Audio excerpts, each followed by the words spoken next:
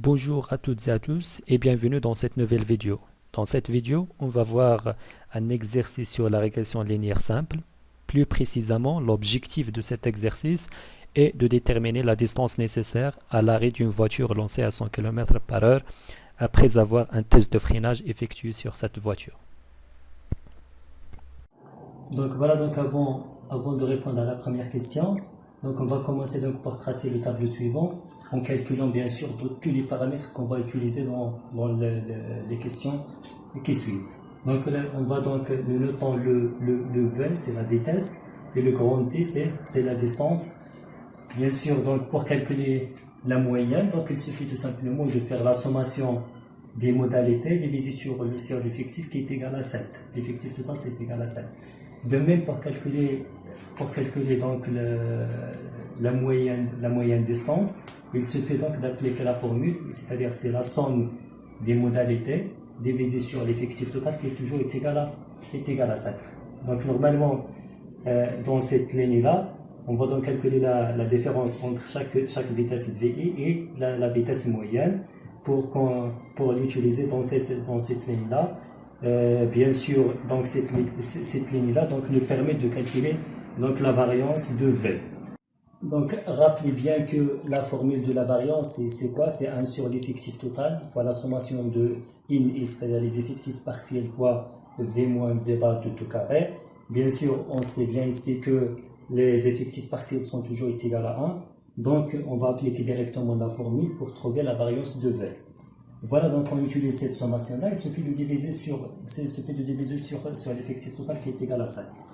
De même, on va ajouter ici une autre ligne pour calculer la différence entre le D et moins le D bar, qu'on va utiliser dans cette ligne-là pour trouver de même la variance de D.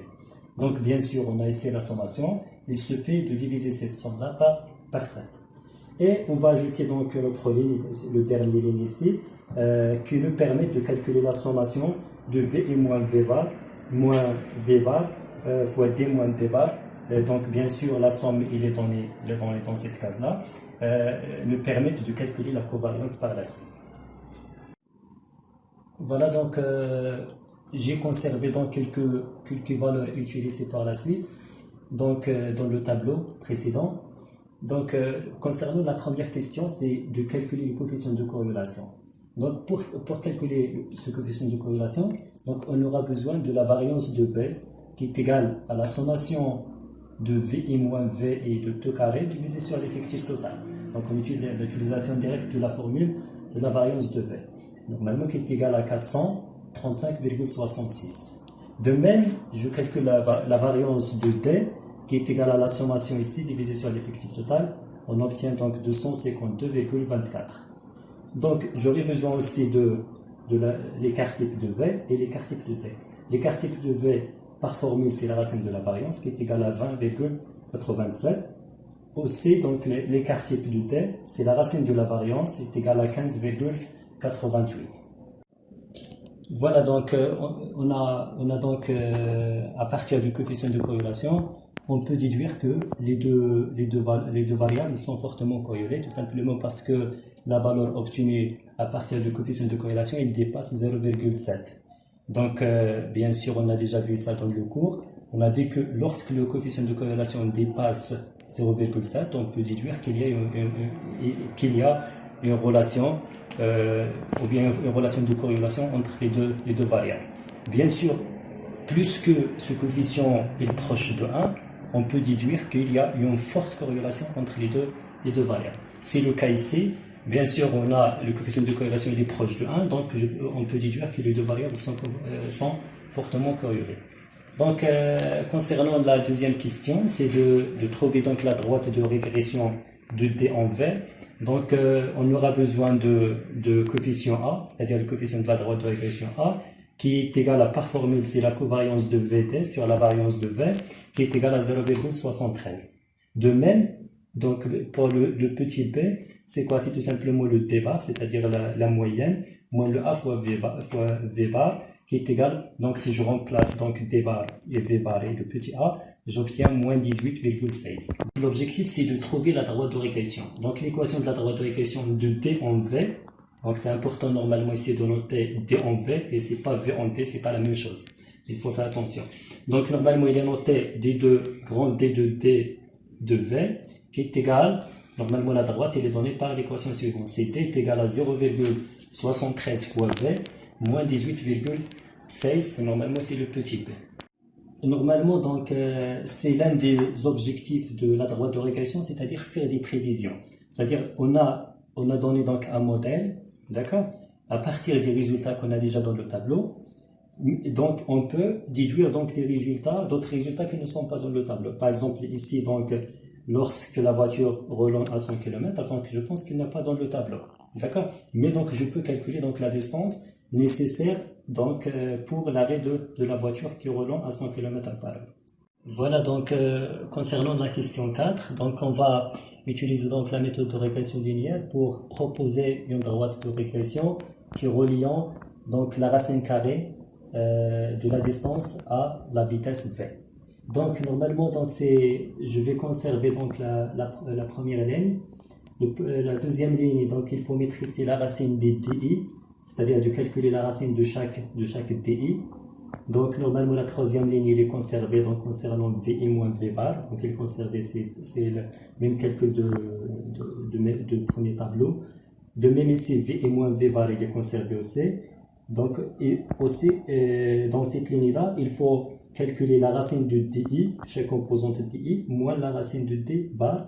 Voilà, donc j'ai déjà calculé ici donc la racine de D bar, c'est-à-dire la moyenne de la racine carrée de la distance, c'est 4,26. Donc on va calculer ici donc la racine de D et moins la racine de D bar. Donc voilà dans cette ligne-là. Et on va utiliser donc cette ligne-là dans celui-là pour trouver normalement donc la variance associée à la racine de la distance. De même ici donc la covariance dans ce cas-là ça va changer.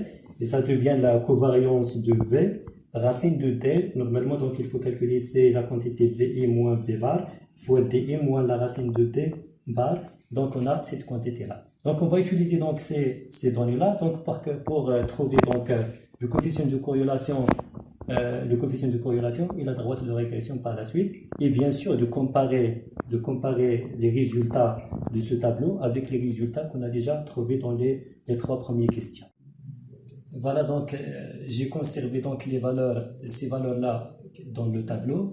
Donc ces valeurs-là, on va l'utiliser par la suite pour trouver donc quelques paramètres utiles pour la suite. Donc normalement, la variance de V, elle est déjà calculée dans la première question. Aussi, l'écart type de V, il est calculé aussi dans la première question. Maintenant, donc on va calculer donc la variance de la racine de la distance. C'est tout simplement cette quantité-là qui est égale à la sommation des racines de DI moins racine de D bar de tout carré, divisé sur l'effectif total est égal à 7. Donc on obtient 2,81. De même, on va calculer donc l'écart type, c'est tout simplement toujours c'est la racine de la variance, est égal à 1,67. Maintenant, donc pour calculer la covariance de V, racine de la distance, on va utiliser cette quantité-là, qui est égale à la sommation de VI moins V bar, fois la racine de DI moins la racine de D bar. On va diviser bien sûr sur 7, c'est tout simplement l'effectif total. Et on obtient donc cette valeur-là. Donc, à partir de ces résultats-là, le coefficient de corrélation, c'est tout simplement par formule, c'est la covariance de V racine de T fois l'écart type de V fois l'écart type de la racine de T est égal à peu près 0,968. Voilà, donc après avoir donc calculé les paramètres qu'on va utiliser donc pour trouver la droite de régression, donc on va calculer ici les coefficients A et petit p pour trouver la droite de régression. Donc le petit a, on a dit par formule, c'est la covariance de V racine de t sur la variance de V est égale 0,077. Et bien sûr pour B, c'est la racine de D bar moins A fois V bar qui est égale à 0,135. Donc l'équation de la droite de régression est tout simplement la racine de t qui est égale à 0,77 fois v plus 0,135. Donc dans la question 5, donc on s'intéresse donc à trouver la distance d'une voiture roulant à 100 km/h, mais cette fois-ci, on va utiliser donc la deuxième droite de régression obtenue. Donc c'est la racine de d est égale à a fois v plus b. Voilà, donc il suffit tout simplement de remplacer v dans cette équation-là, mais n'oubliez pas qu'on a la racine carrée ici. Donc pour trouver la distance, il suffit de calculer le carré de cette quantité-là, qui est égale bien sûr à 61,38 mètres. Normalement, dans la sixième question, c'est de trouver donc la meilleure entre les deux méthodes. Donc dans les trois premières questions, donc on a calculé donc la droite de régression de t est égale à a fois v plus b. Dans la quatrième question, on a calculé donc la droite de régression de la racine de t est égale à a fois v plus b. Donc la question 6 a pour objectif de trouver donc quelle est la meilleure entre les deux. Donc bien sûr, on va comparer donc les coefficients de corrélation.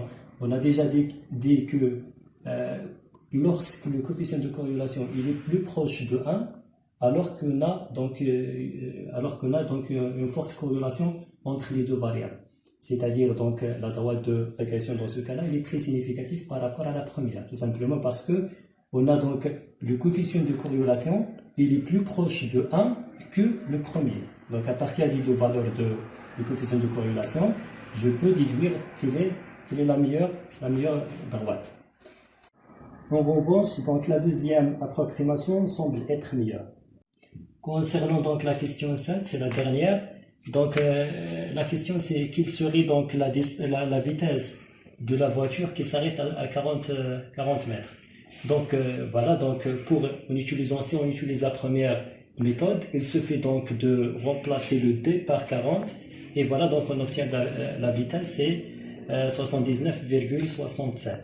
Donc pour la deuxième méthode, toujours il suffit de remplacer donc d par sa valeur et on obtient c'est 80,38. Donc voilà donc ce qui concerne donc les questions de l'exercice. Bien sûr, s'il y a des questions ou bien des remarques, donc n'hésitez pas de l'écrire dans les commentaires.